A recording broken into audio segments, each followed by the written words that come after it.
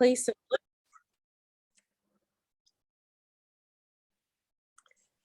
so sometimes I struggle with getting that place of like bliss or breathlessness and um that pause. And would guided meditation help me? Yeah, all helps, whatever can help, but you got to choose it. So in the beginning, you're starting with extending the attention span, concentration, relaxation, catharsis, releasing your pent up stuff, the stuff you're holding and hiding. You make your way into some kind of great contact. You know, it can be nature, it can be a song, it can be meditation music. That's great. But you've got to find your way to real teaching. Darshan is the energy of a master person. There's lots of different master person options. And you're going to forget from the last time you listen to Amaji or somebody for 30 minutes, you're like, wow. And then you forget it between then and 10 minutes after. So to make it back to understanding the value of real teachers, you're going to have to go through these different steps because you just don't have an attention span and you're too repressed. So if you do concentration and relaxation and catharsis, emotional catharsing, a bunch of different elements, all of a sudden, not only will a flower capture your attention and flowing water and twinkling stars, but wise people will. You'll have enough time to see their slow rhythms, and that'll help you choose contentment and happiness. Because after a while, when you do these different steps, the preparatory engagements for real meditation, you're going to come to the place of embodied contentment, hormonal nectar. And you have to start to choose it.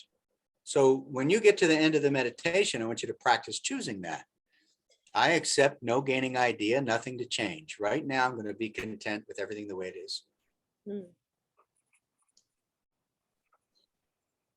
And if you really have Atmic compliance, that means the purity of the human personality behind the software program is functioning. Then you can see clearly. You're going to make contact with these bright shining lights, the St. Francis of Assisi, so forth. And to make that contact is the most unique thing a human being could do, because you really don't want to listen to anybody, no matter what.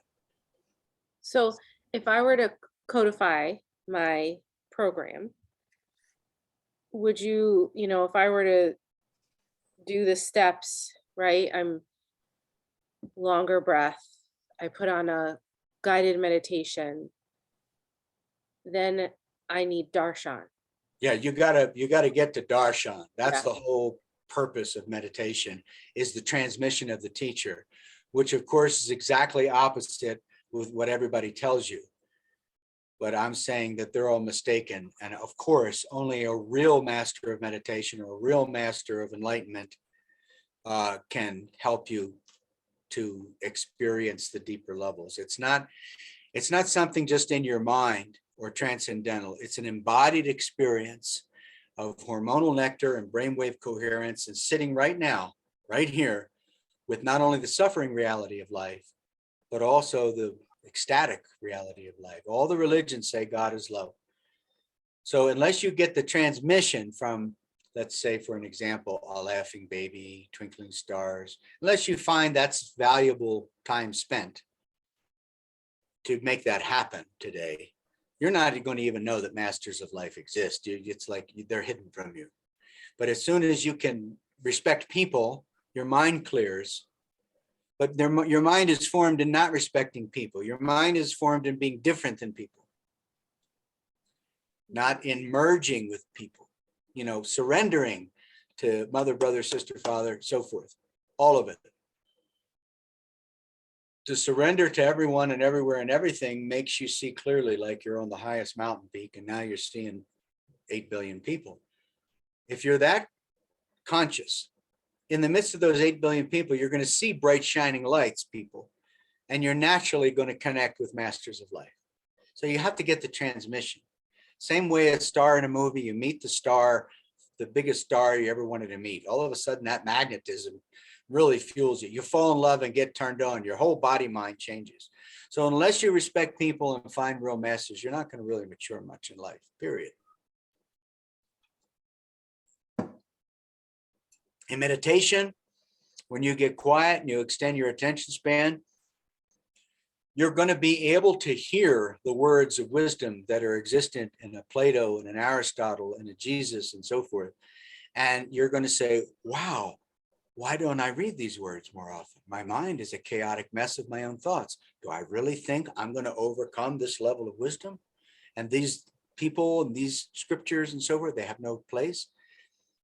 Like Qigong and Qi power. Everybody talks about Qi power and learning. Nobody talks about the scriptures and Wudang Mountain and Taoist priests and so forth.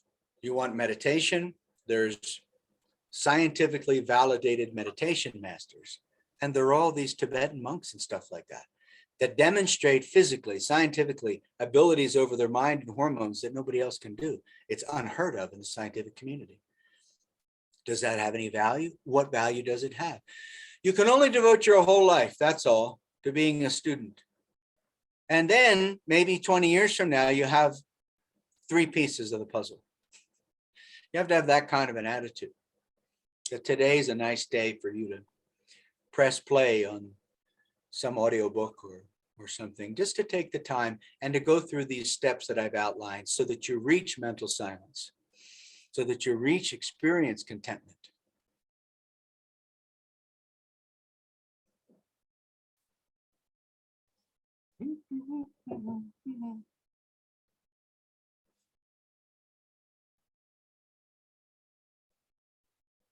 The idea is, for me, and I suggest this is yours too, is I don't have a comment. It's not about me. It's not about what I have to say. It's about genuine, authentic super geniuses, super beings, super people, masters. And that's the difference between fake teaching and real teaching. Fake teaching tells you you're it. Real teaching says respect, honor the guru, the God, the somebody else, not you.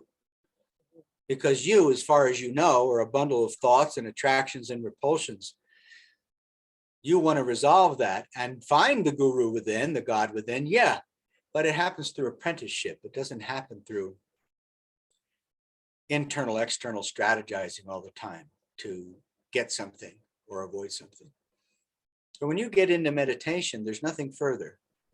You've given up commentary, you've given up knowing, and you become a conduit. Like water flows through a pipe, that a pipe is called a conduit. So you become a conduit of your environment. That's where life is.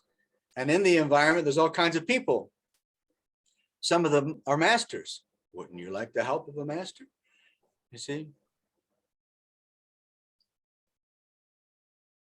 The young gal, well, she's 27, 28. The daughter of this friend of mine in town said yesterday, she said, I'm not much into following. That's what everybody says. And because I was given to her dad the piece of paper that was trying to give logic about how there's people that are experts that can help you, just like expert mechanics and so forth. Right. And it's always the same message, as you know. And she said that. And I tried to give her the example of a competent mechanic. Is it reason? And she's in nursing school.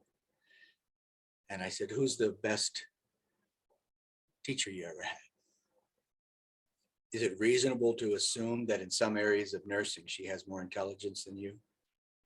The human psyche is always trying to be the best and be different and not have issues and stuff like that. But the real student is always listening, always adapting, always being proven wrong, and asking the teacher.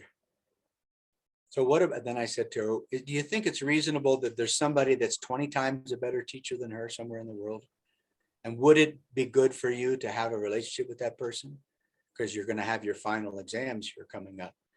Do you need to be the one that's strategizing to figure out everything and how to study? Or would a little bit of guidance help? So we're taught to be coalescing information and then apply it to get power in the field. Mastery doesn't work that way. Mastery means you blend with the subject And in the midst of the subject, there's all sorts of ascending order of intelligence and descending order of intelligence. So the subject in life is you. Dogen Zenji said, to know the self is to study the self. To study the self is to forget the self. To forget the self is to be enlightened by the 10,000 teachers. So once you can drop the defense mechanisms, objectifying reality, you become studying the self. And in that studying of the self, you become the consummate student. That's totally different than what your mind's doing. Our minds are only doing external, internal strategizing, keep everybody out under control. We're totally attached to that. We don't believe there's anybody that can teach us. We don't believe there's somebody that's more intelligent, master. Not really. So we hide in the illusion of specialness and we become a computer separate from the net. That's the delusion of the matrix. The freedom of the matrix is to see it all. And once you see it all, you're going to say, oh, there's some people that could help me fixing my car. There's some people who help me fix my mind. There's some people who help me fix my eating addiction. There's some people going to help me. No. And the one that's at the top of the list of who it is that's an expert, that's called an enlightened person. And there's no context of the mind to understand or have relationship with that, but you're being introduced to the opportunity to do that.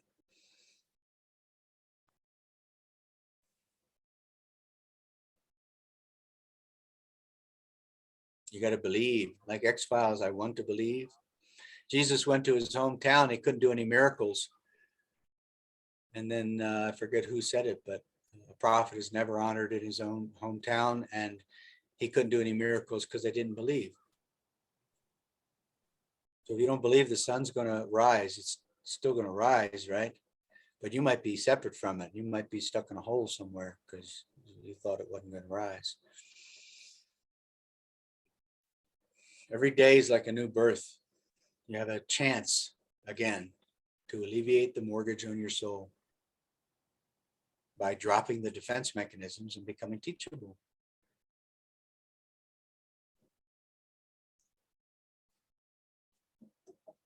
You have the perfect mug for today. The perfect mug? Believe, that's right. I want to believe. Perfect. Did you see the new Matrix movie? Yeah. Was it? I didn't see it. It just made me reiterate. I only like the first one. I like them all, but seems to be the first in the series is always the one. Mm-hmm. It was great. The first 20, 30 minutes of it were so good. It was unbelievable. Oh, really? I was shaking in my boots. It was so great. And then after that, I don't know what happened after that. I have no idea. I don't even remember what happened after that. But the first 30 minutes was like, oh, yeah, so good.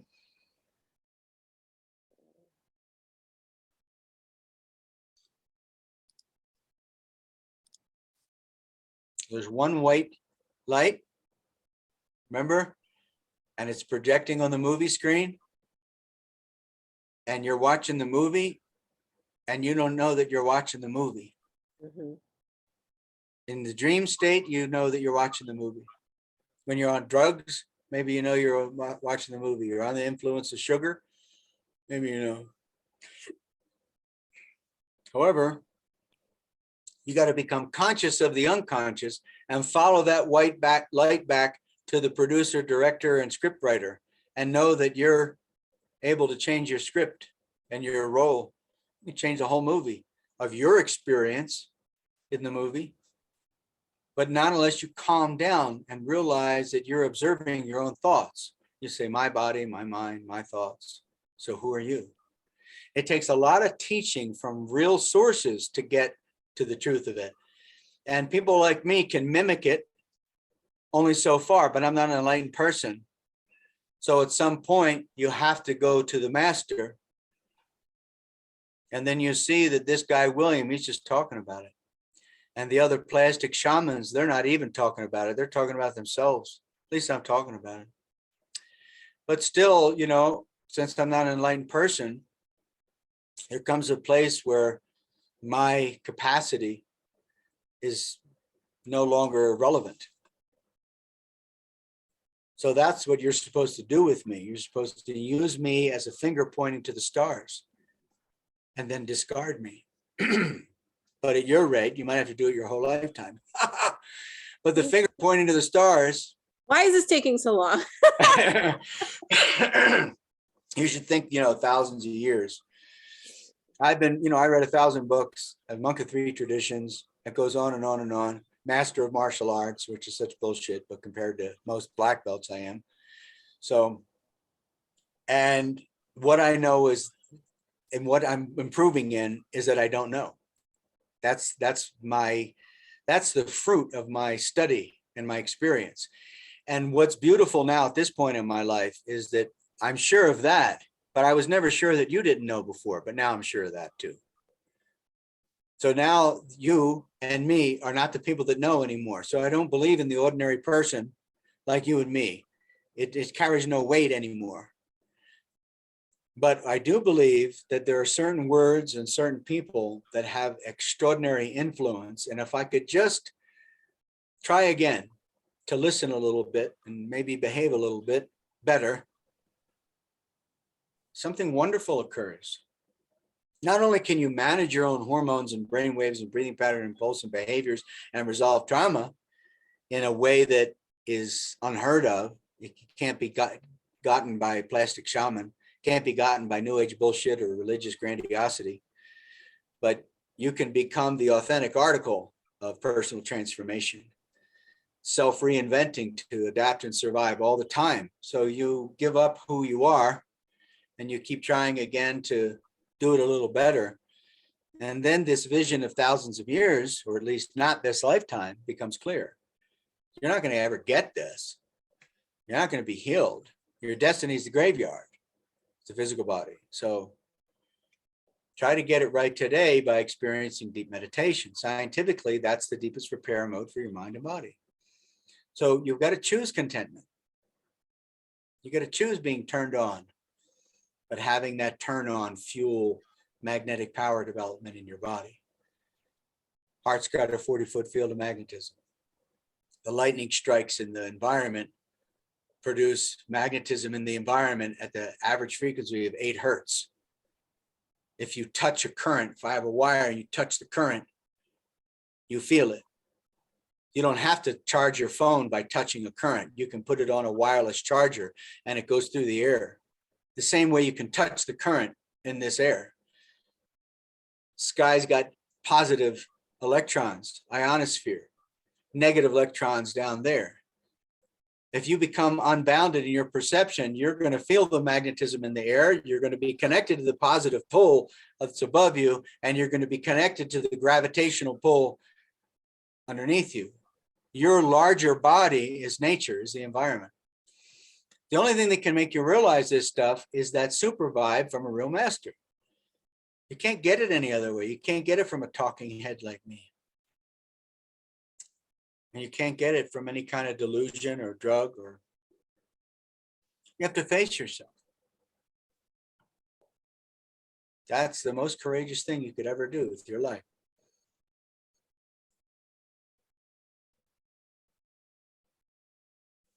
It's very freeing because there's nobody else there when you're facing yourself. Your whole obsession with other people and what they're doing, it's just gone. Because you realize your response is the only thing you can do anyway. So you may as well try to clean out your pipes and evolve your circuitry. And that means you've got to be aware of it. Your brain has to be aware of your brain. In other words, the cortex, the outer layer, has got to be aware of your inner brain, subconscious amygdala. You got to be aware of your hormonal state. You got to be aware of your breathing pattern, your pulse. That's the biofeedback. That's the scientific machinery that's telling you what's going on emotionally. It's all about emotions. Psychology says that thoughts control emotion. They're incorrect. Psychology and psychiatry is incorrect. Emotion controls thought, the other way around. Language came out of different emotions and feelings. And then you become identified with language and you think that language is in control of everything. Language in control of not anything. It's all emotions and feelings. And then it creates a loop with thought and beliefs. But at its base, at its core, it's emotion and feeling, your experience of life. Everything you do is for an emotional return or avoidance. I'd like to thank you all for joining today. Please click the link at the bottom of the screen.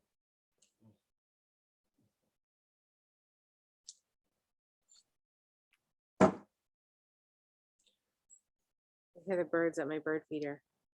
Huh? I hear the birds at my bird feeder. Oh, Get away. that might be me. I think a raccoon tried to get in it last night. Oh, that was Elon. The doors was open. Sorry, Elon, if you heard that. Just, I can't believe you say you're going to call me in 2 hours, and then days later, and then you say, oh, I'm only going to do a trade. Thanks. I understand. I got to go. This ain't some game around here. You ain't no master, and I ain't no master. And I got no time for it, really.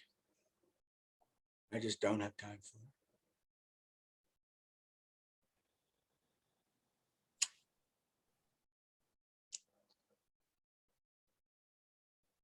Because, you know, today's a great chance to resolve some stuff in your mind and body.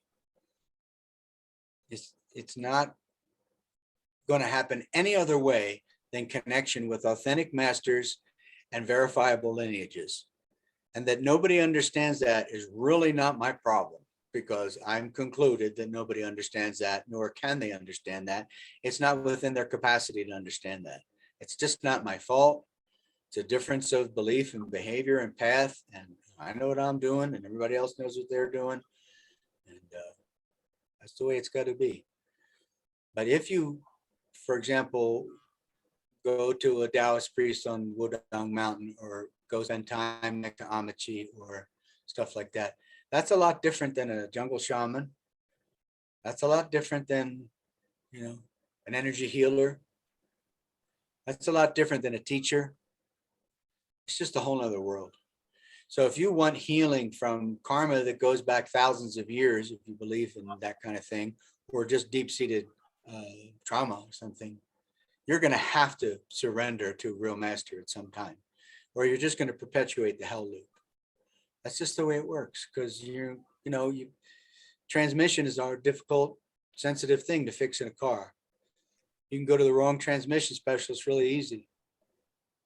And the master transmission specialist is very difficult to find.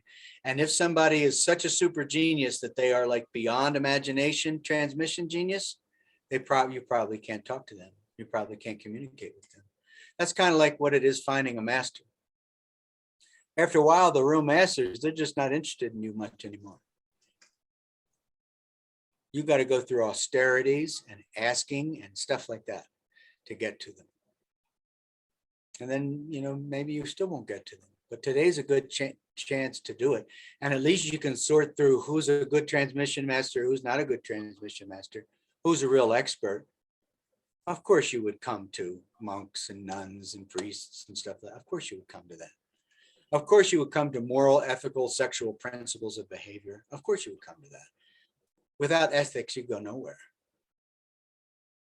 So ethics is like the core of the teaching of every enlightenment tradition, other than plastic shamans. Sexuality is fun, you can play with it, everything's a game. For a child, you know how important it is.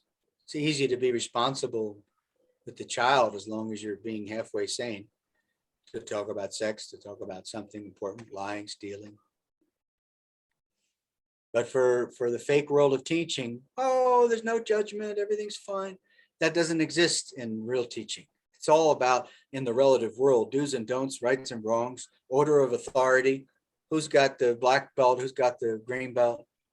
That doesn't exist because the human psyche can't accept weighing and measurement. Human psyche is so afraid because of the lack of compassion of human nature that it just won't allow any kind of rules or weighing or criticism or hierarchy. Oh, no hierarchy.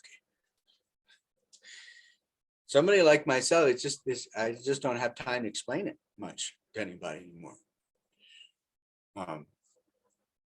So you have to go on the internet and find out where a verifiable master of transmission repair is. And it's going to cost you more money. And you might have to drive for hours. That's how it works. You want to go to the one who's going to fix it. And that's what you're going to do. And I'm only trying to convince myself, by the way, for sure. So I like hearing Padre Pio's real voice. Yeah. And it's in Italian, his rosary. Yeah. And I love that. But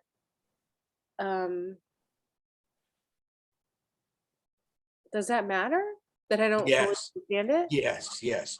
You have to have the form, the voice, the words of the master or a true, enlightened person. That's it's absolute only hope there is. Okay, but I don't fully understand. I've had his voice on for thousands and thousands of hours in my room. And not to mention all kinds of other masters, sages, and saints and Vedic chanting and, real deal people.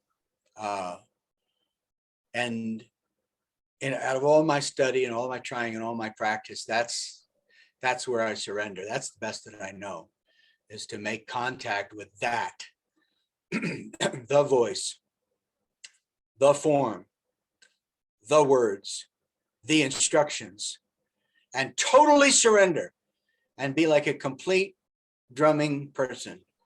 A, B, C, D, E. That's what a student does. You follow a curriculum and you drum out a beat and you don't have much to say about anything. If you can reach that level, you can get a PhD. You can learn any skill in a masterful way. But without that doldrum and endless repetition, you can't master anything. Now, we know that principle for mastering marketing, for mastering so many things.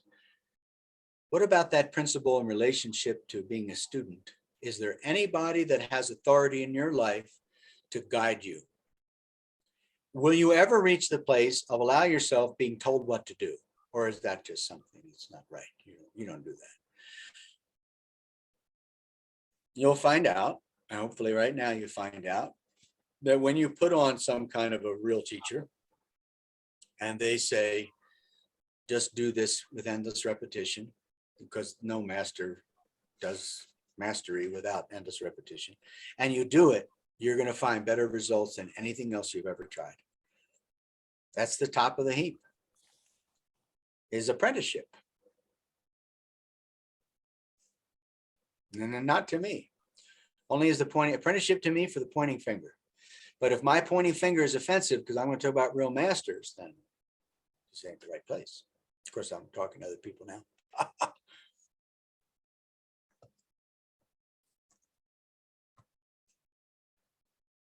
So when it's Padre Pio's rosary, I find myself wanting to learn the rosary in Italian. Do it. Fine. And follow along. But if I haven't yet, it's still matters. Even though I don't fully understand it, it's almost like chanting, like I don't have to. Okay. The chant chants through you. You don't meditate. That's absurd. That's called concentration. You can let life meditate through you. And where's life going to meditate through you? It's going to have to be a person. It's not just like nature and whatever. No, there's people that represent skill levels. In that prayer you're talking about, Padre Pio says, Ave Maria Grazia. Mm-hmm. He goes on. I only know the Ave Maria Grazia. Yeah. But I've heard the whole thing thousands of times. I've gone to sleep with it on at night, hundreds of days. And that's not all. This is all I do all day and all night. So if I want to learn chi power, or I want to learn to be the best fighter in the world, I go to the best masters in the entire world and I master what they tell me to master. So if you're talking about enlightenment, you're going to go to sages and saints. If you haven't made it to real sages and saints yet, then you don't get it.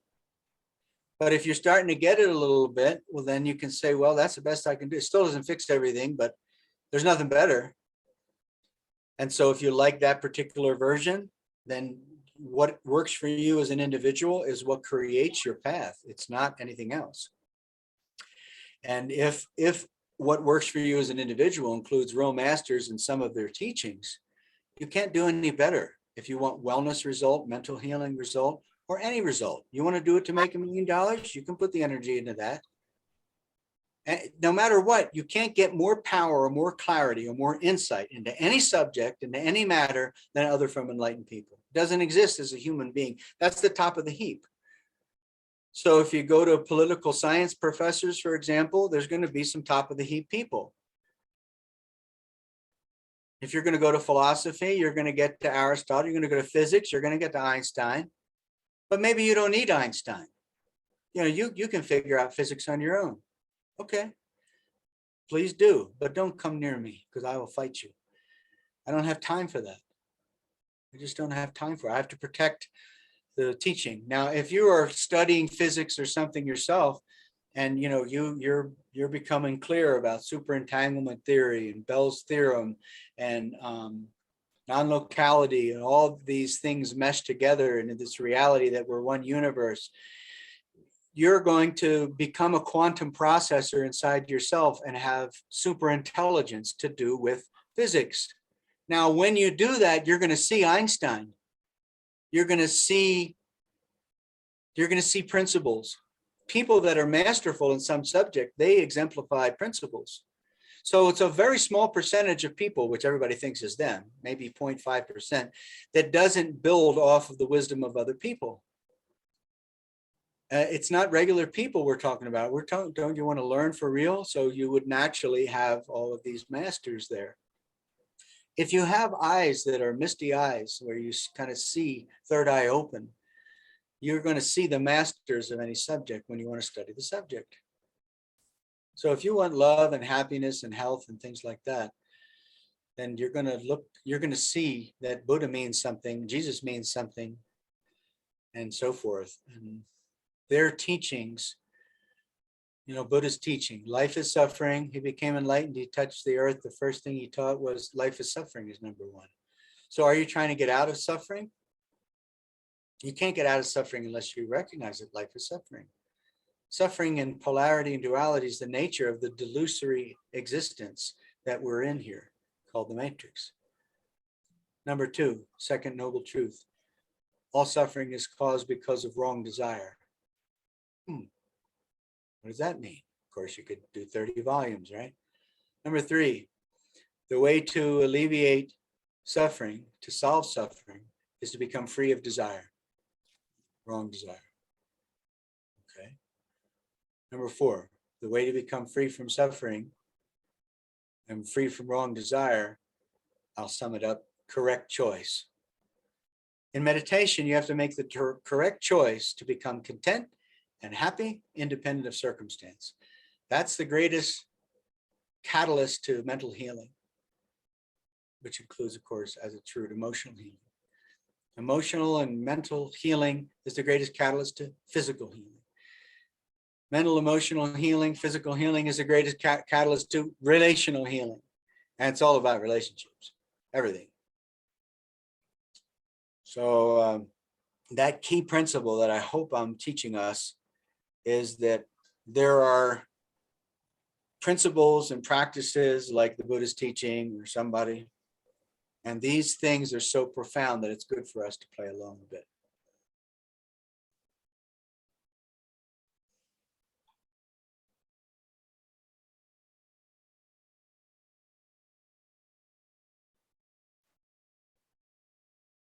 What if our solution is in that other person, is in the environment, is in everything that's going on in the world? What if that's our solution? Our strategies for keeping him out and her out and this out and that out is keeping our healing out. So when you surrender to life and let life back in and through, it becomes a catalyst that creates coherence in your body mind. Once you have clearing and coherence in your body mind, and you know from helping other people, everything else, like a duck in a row, just kind of gets into order. But so the problem is not the external world and all that. The problem is us. And how can we be a conduit rather than an internal, external strategist? Everybody says there's a mystery, all the teachers. There's a mystery functioning behind the scenes of environment. Can you become so calm enough that you can see your life within your third eye, within your body mind? And you can see what it's teaching you, what it's talking about, why it's doing what it's doing, where it's at? Can you calm down enough, as the Tao Te Ching says, so that the stirred up muddy pool of your mind settles down? The mud settles down, you can see clearly again. Can you do that today?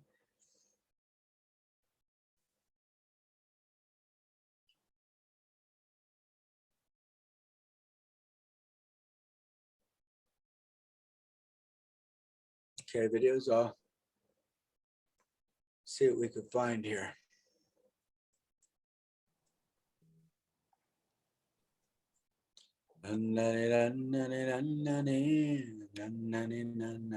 Of course, I have no further communications coming in my email box. Let's try this one.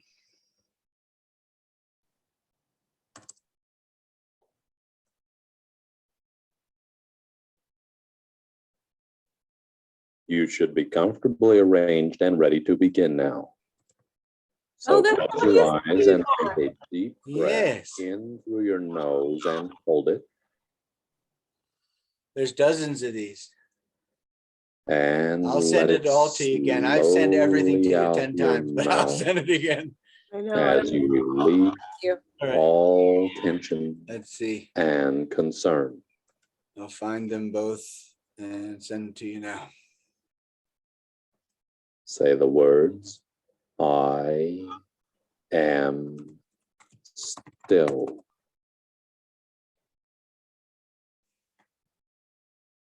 You are instantly very relaxed in a still state. I want you to imagine that you are walking out in the meadow near your cabin. You are not going to enter your cabin, but are going for a flight in your very own flying saucer that you have parked in a special place where no one can see it. Oh, this is that same You one. know where it That's is. all right. Let's do So this one see again. yourself walking to it now and getting inside.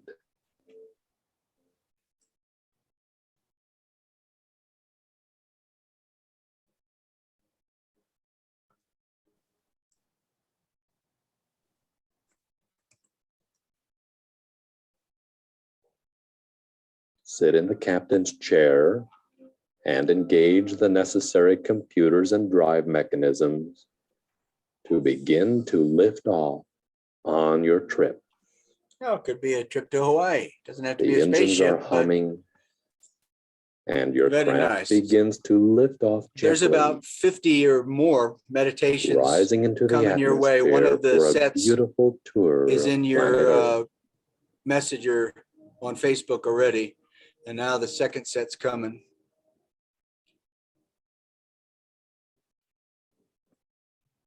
Directly in front of your captain's seat is a video view window, enabling you to clearly see wherever you are flying.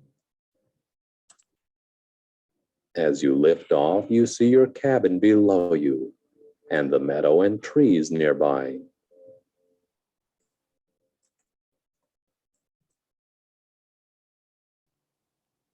And now you begin to move off. The first stop is going to be a beautiful tropical island. See yourself quickly moving out over the land and heading out over the ocean.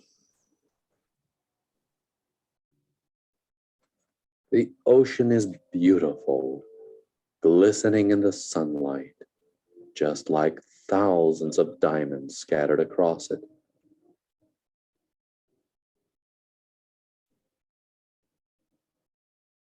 The ocean reflects the rays of the sun up to your ship. You can see some large fish or dolphins swimming below you. And you think how beautiful and wonderful to appreciate and love the life in the sea.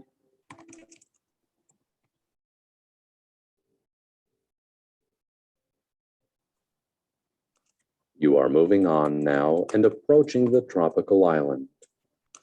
No one lives on this island. And you land in a little clearing on the beach. The engines come to a stop as you turn off the proper controls.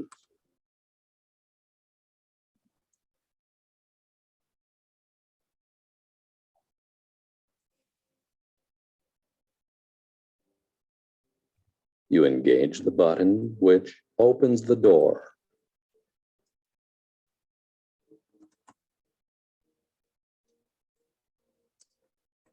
And you walk out onto the crystalline white sand. There is a light breeze blowing, and you inhale the refreshing air and absorb the beauty of this tropical paradise.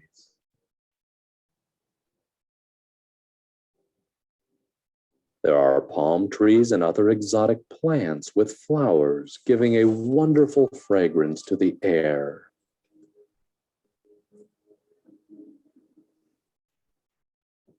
The water is a beautiful, clear blue turquoise, and the waves are gently crashing on the beach.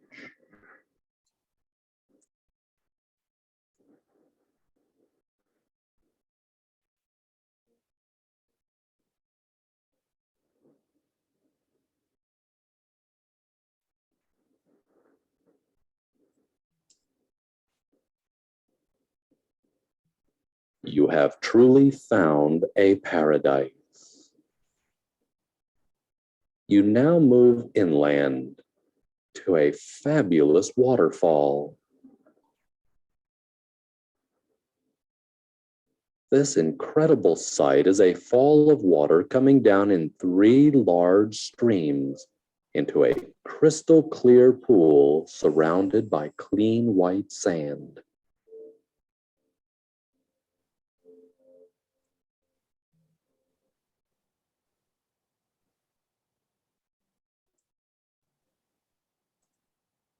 There is a beautiful rainbow rising up out of the spray, and there are lovely tropical plants everywhere.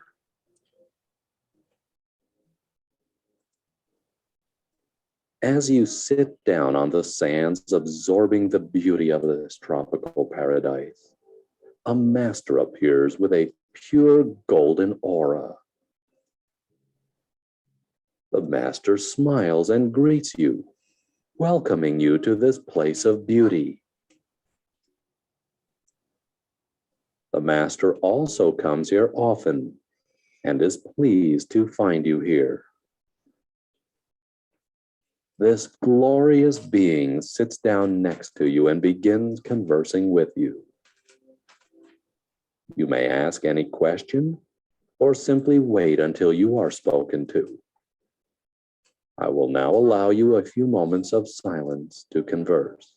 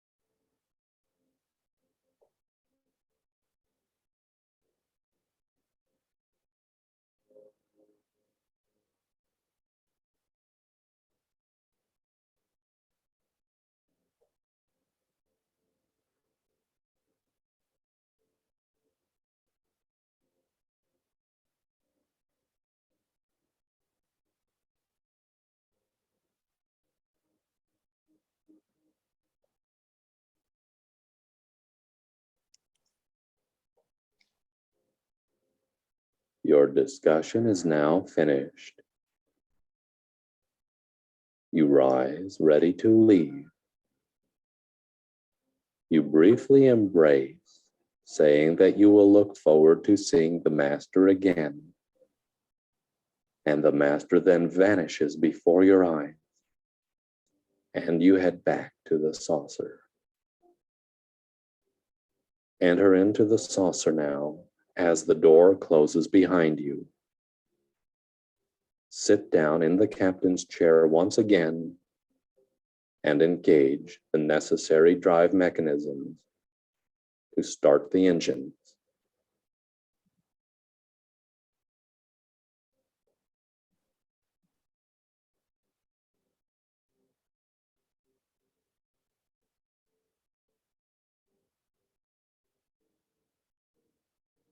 The saucer now lifts off, begins rising into the air. This time you are off once again, heading to a beautiful mountainous area where there are very large and stately redwood trees, crisp, clean air, and forests teeming with light. The ocean passes quickly under you as you head inland to a very private and otherwise inaccessible mountaintop.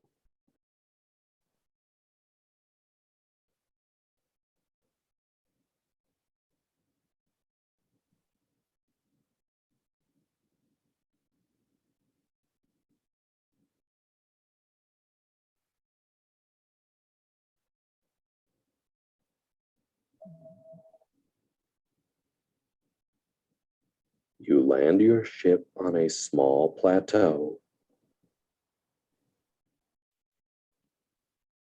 Push the button to open the door, and you exit in beautiful surroundings. You have come here to watch the sunset on this beautiful day.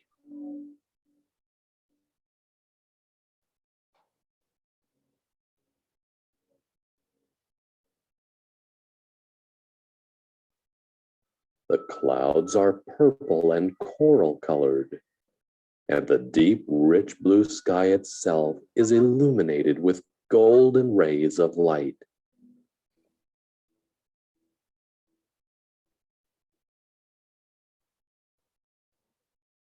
You have a folding chair with you that is extremely comfortable, and you set it up to watch the sun set.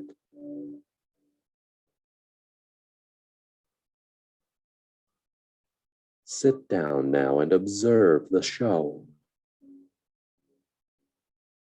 The clouds are ever-changing form, and the colors reflect and change in the most beautiful array in a kaleidoscope of colors.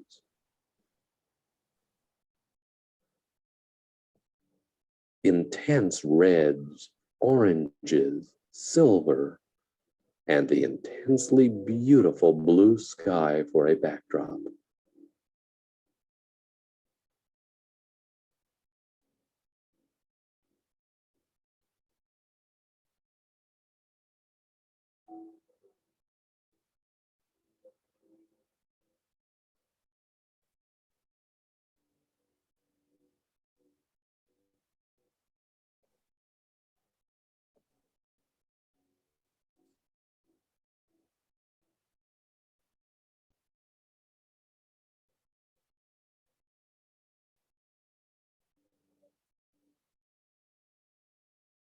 While you are enjoying all of this beautiful loveliness, you notice a brilliant golden light shimmering only about 30 feet from you, and a form begins to take shape.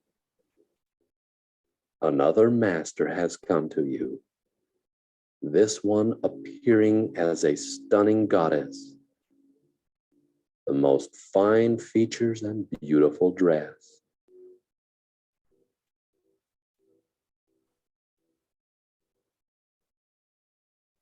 You are greeted and told the master is very pleased with your progress and has come to further instruct you and fill you with love. I will now give you some time in silence to engage yourself with her.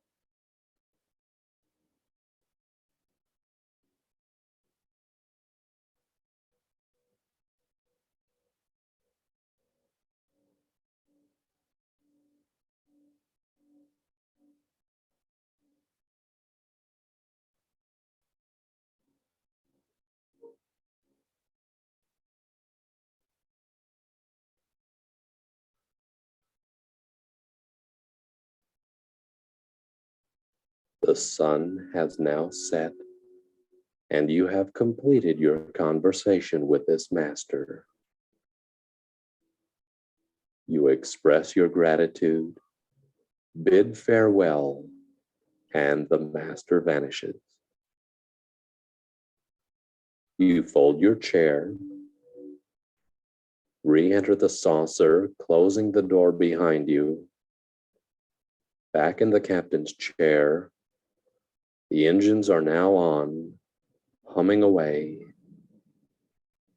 and you begin to lift off, this time heading for the Himalaya mountains.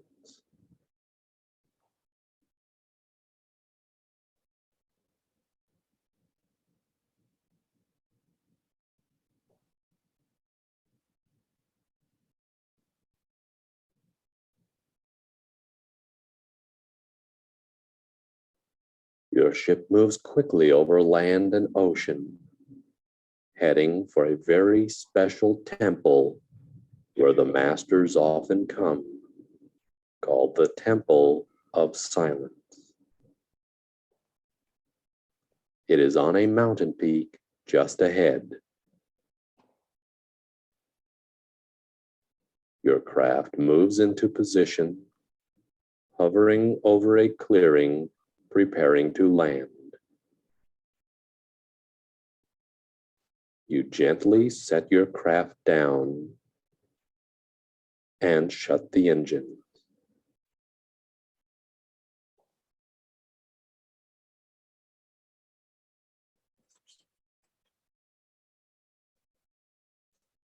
open the door and get out.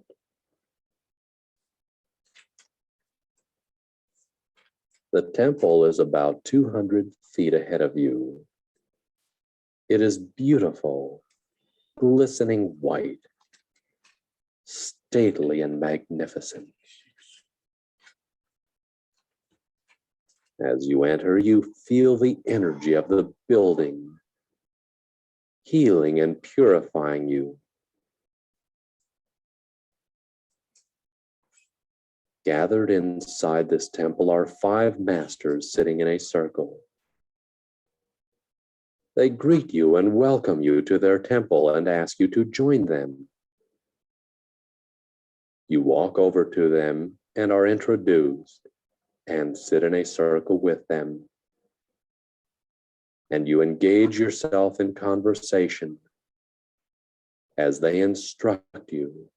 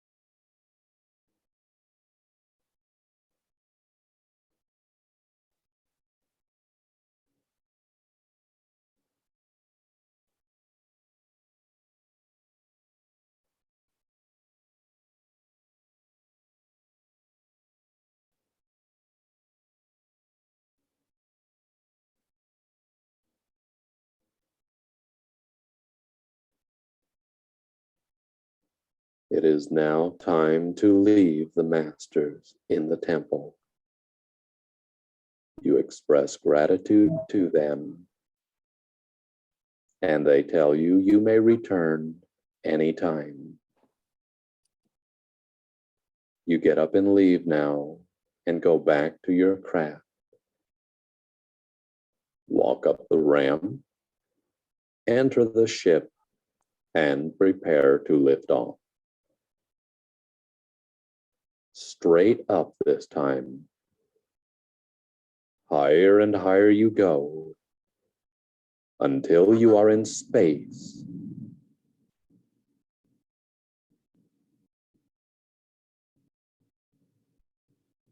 Behold the earth, like a sparkling blue sapphire against a dark velvet sky. You notice the exquisite beauty of the oceans and land, the green vegetation and the sparkling lakes. Mother Earth is your home, one of the most beautiful planets in this whole section of the galaxy. Say these words out loud now. Mother Earth, I love you. You are my home. I send thoughts and energy of peace, harmony, and healing to you.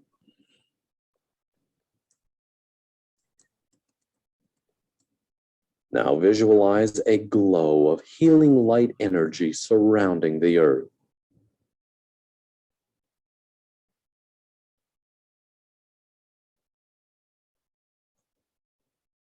Now repeat these words after me. Universal consciousness, I love you with my entire being.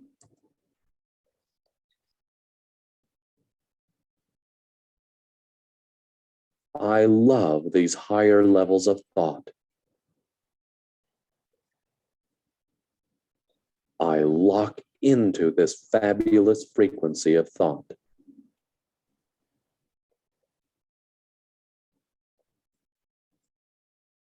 You are now quite changed and have been given greater realization and are dwelling in frequencies where there is only bliss and happiness, no distress, dissension, or negativity. It is now time to return to here and now, and you gradually begin coming back to the place where you are doing this meditation, re-entering the atmosphere, traversing the land, coming back to here and now. See yourself now back in the place where you are doing this meditation, and count with me from 1 to 5. 1, 2, coming up and retaining the beautiful realizations. 3, feeling wonderful and good. 4, head and mind clear and alert. 5, eyes open, fully alert, aware and awake, here and now. Video's on.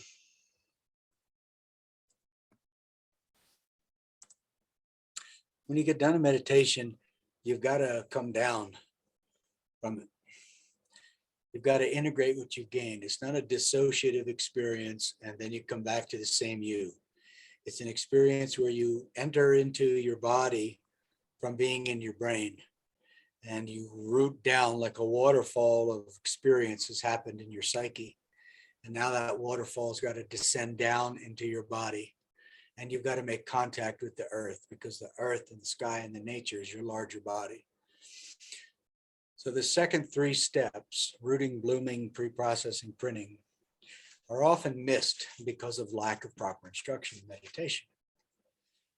So coming down, you touch earth with your mind. Now that might be a concept that takes a little while to make sense of. But the experience of grounding, the experience of becoming very solid in your personal presence is just as much a process as the ascent of meditation. This is the descent. The first 3 steps, catharsing, centering, darshan, means some kind of master, hopefully, what you want to get to, where you can use guided meditation and so forth. But you really want to get to masters for sure, if at all possible. Now and then you maybe want to put on just a guided meditation or something, okay. But try to make it real in your life that you're going to get to contact with real masters. Anyhow, first 3 steps. Out of conflict.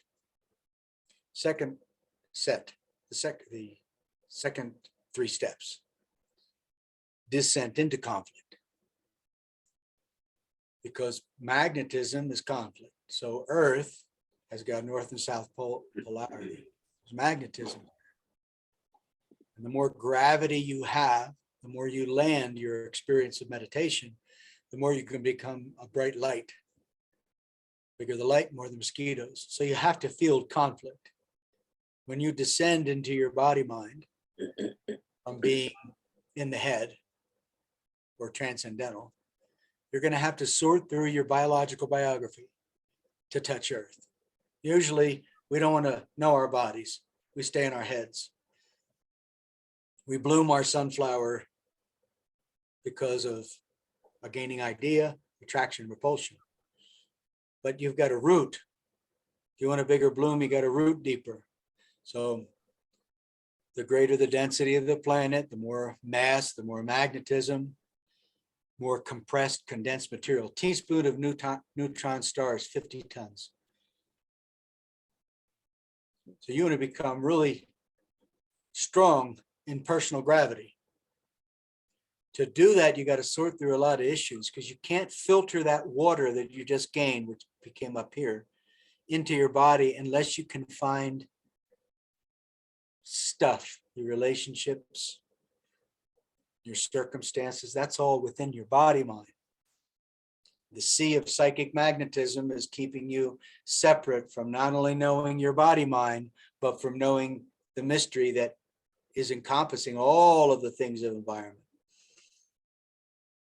So in step 4, what are we doing?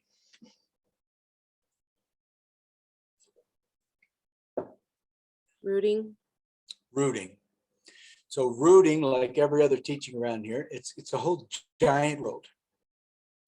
It's a world of infinite proposition. I was watching these machines that have a lot of influence with the earth. So what is the earth? What is rooting? What is the tree roots? What are tree roots? What's the smell of soil like? What's magma? What's the solid metal ball? What's the spin of the planet? 970 miles an hour, about 1,000 miles an hour, it's spinning around. What's the gravitational polarities of the earth? What's the earth in terms of roots? So that's a giant subject that has infinite levels to experience. Gravity, magnetism, dynamism, spin. So as energy spirals, it creates orbits. So spirals of energy come from the earth and go out and they create the earth's atmosphere. All energy moves in spirals. That's why a flower and a shell and whatever, it's all spirals. So in the universe, energy moves in spirals. The planets are spinning, circling each other, all in orbit around the sun. That's in orbit within other orbits in the galactic orbit, and that's in orbits with other galaxies. It's all a bunch of spinning, see? So when you have a lot of gravity, you have a lot of spin. Meaning that's kind of hard for me to get my concept of clear understanding around because there's so many interesting variables. But let me try to simplify. The more you have gravity, the more you have like foundation. So if you have personal gravity, if you feel connected to the earth right where you are, you feel solid in who you are, that's like personal gravity. That means that you can have, like a tree, you can have bigger limbs. That means your awareness can bloom. That's the next step, right? So rooting and blooming happens from celestial communication, the cosmic download. This means that when you have clear perception, when meditation and concentration and contemplation, it's all taken proper effect, you become very third eye open, boundless. You start to see things like the universe and the nature. All right, so if you see things and you're very perceptive of what's here, you're going to see stars. So if you see stars, you're going to have communication with stars, meaning just observing them. I'm not talking about specific communication. You know, you can look up, where's God, and you see twinkling stars at 3 a.m. So that's some kind of communication, just like you can have communication with a tree or an ocean. Can you extend your attention span long enough to benefit from the nourishment of trees and animals and skies and earths and so forth? Well, when you become very expanded in your awareness, when rooting and blooming has reached a certain level, you're going to know the stars, and you feel the stars, the energy of the stars come into you, just like if you were stargazing at 3 a.m. on a beautiful night, which you should do now. See this, look up, see the stars. And then that creates the cosmic download, which you'll find in every enlightenment tradition, that there's some energy that comes from the cosmos and from nature. That energy causes rooting and blooming. All right, so if you feel more solid, you have more root, you have more personal gravity. From that, you can have more levity, you can have more opening up, buoyancy. Deeper the tree roots, the bigger the branches. So if you feel really solid where you are right now, you can see a lot of stuff that's going on in your life. You can bloom, next step. Step 5, you can bloom your presence If you sleep really deeply, you can become very wakeful. So you need to understand about these things consciously so that you can support the evolution of your psyche. Psyche in Greek, soul. Rooting and blooming, going to sleep, waking up, becoming heavy, becoming light and expansive, becoming contracted and dense. Root, becoming expansive and open up to the dancing leaves and waters and mountains and rivers everywhere. If you're in fearful clinging because you're afraid of people, whoever's in your psyche, whoever is over there in the air, in the other room, you can't be boundless in your perception. So therefore it limits intelligence. If you have a lot of root, a lot of personal gravity, you can have more bloom, you can have more levity, you can have more engaged dynamism with whatever is going on. It's all relationship. No matter what, it's all relationship. All right, so blooming and rooting, that happens in cycles. All the other steps, they can come back into play while you're doing your training. Hopefully it becomes you communicating with some kind of master person and just being worked on. Getting the transmission, getting the vibe, being in the aura and the atmosphere. Pre-processing printing, step 6. You should have this third eye open thing going on. The spine is highly conductive electrical material. When you can see your body mind, you find your neurology, you're beyond surfacey perceptions, you can support your subconscious, you can support your soul. So you feel more and more safe to feel things like your nerves. And you develop this strength. That makes you see things, third eye open. It means you're very calm, so you can see your whole life. You can see what's going on. That's step 6, pre-processing printing. Now you know you're going to interact with this person, you're going to interact with that person, you have this circumstance going on. So you can start to create solutions because you're in touch with the dynamics of the situation. If you're waiting to see the person and waiting for the circumstance and all that stuff, you don't have much perception of things because it's all here now. Mommy, daddy, sister, brother, son, father, whatever. It's all here. So an enlightened kind of person sees reality pre-formed, pre-personality. So they have a greater ability to think through issues and stuff. That's the source of creative genius. We know as the alpha waves, the 7 megahertz in the brain supports healing and creative genius. And that's the same thing that's out here. But you can't be out here and in touch with nature if you're in mental obsession. And where are you? In mental obsession. So how are you going to, you got to go on vacation and go over there to be in alpha waves, to be connected with this here. Or you got to have a solution or something to say, whatever. You can't be with the step 1 of not knowing, having an issue. That's supposed to be something you hide. But it's not. Transparency, vulnerability gives you invincibility, more of it anyway. So you become more boundless and perceiving what's here, and you're able to live this third eye open thing. Step 6, pre-processing printing.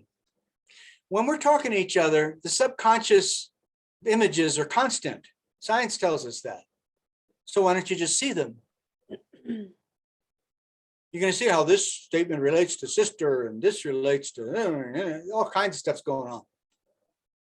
So if you're conscious of yourself, if you're conscious of your subconscious, you're going to see third eye open stuff. And then that gives you a synthesis perception that allows you to perceive like gods and masters and things.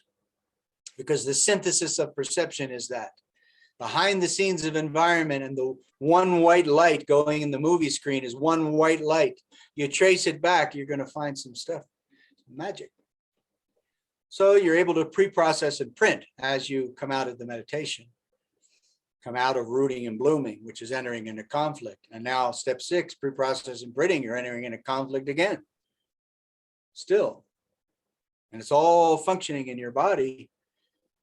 Mind that the son's coming home and you're going to see the sister for dinner and a lot of things going on. So if you do that now, they're not doing that. So you get an angle, you get an advantage. You're able to see where a person's at, meet them where they're at, understand their timing. We're always trying to impose our timing on life. That's No, not. I have to go pick up Jackson in 10 minutes. Oh, yeah. Okay. Talk about So employees. actually, it's the timing of life that tells us what to do. So if you pick up Jackson in 10 minutes, so that timing is the energy you need to prepare for that experience. Okay. So that should be part of our conversation, at least for you subconsciously. The closer it gets to that time, the more you're like, I gotta go, right? Yeah. So the sooner you know that you're picking up Jackson, maybe you know it 2 hours ago, and that's part of the whole last 2 hours. Now everything you're doing in your life is part of preparing to go pick up Jackson. So whatever's coming in the future should be part of the present. That's pre-processing and printing.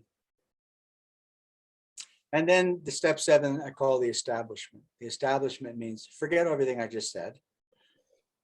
Don't try to remember anything. Just restore naturalness of being, feel better. And go sweep the floor. Go pick up your son. Life is mostly duty. It's non-cognitive. Don't keep thinking.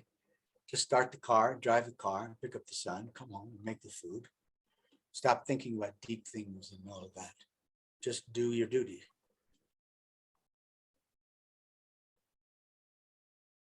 So that's a flow. It's a flow of feeling. Hmm. How's the COVID? Gone? I feel like 80% better today. It hit me hard the past 2 days, but my body feels different. Like I definitely had enough of a fever to. And then what happened? Tell the viewing audience.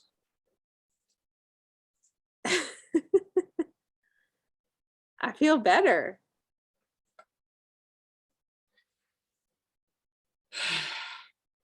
Wait, what do you mean? What happened? Did I not call you and say, give me the chance to knock out COVID? Did not COVID Yes. get knocked out? Yes. What's your problem with saying those series of events, huh? Okay, You so know that anytime that anybody that's had a serious healing with me, they do the same thing all the time. that's because we forget everything. Yeah. So Anyway, no, tell Jackson when I I think about love it, him.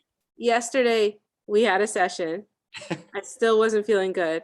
I listened to your video, which I don't know if maybe because I was in bed really relaxed, I allowed myself to really hear what you had to say, or I don't even know what it was. The thing that caught me that you haven't said to me directly, or I haven't heard directly, Oh, was that it's we don't know how to uncover what's there. yeah. That's really big with me. I don't know how to uncover what's there. Yeah. Anyway, that heated up, that was like created fire in my body, listening to that, and I slept restlessly, but I must have had a fever. I woke up feeling really good. And I'll keep you posted after this one. It's all right. I'm not going to let you squirm out of your healing, even though I know it's the last thing you want, but it's all right. I'm just going to choose it. With you, I can. I Because appreciate you're gullible enough. it. It takes gullibility to do miracles. I appreciate it. Have a Thank beautiful you. day. I'll talk to you later. All right. Bye. Bye.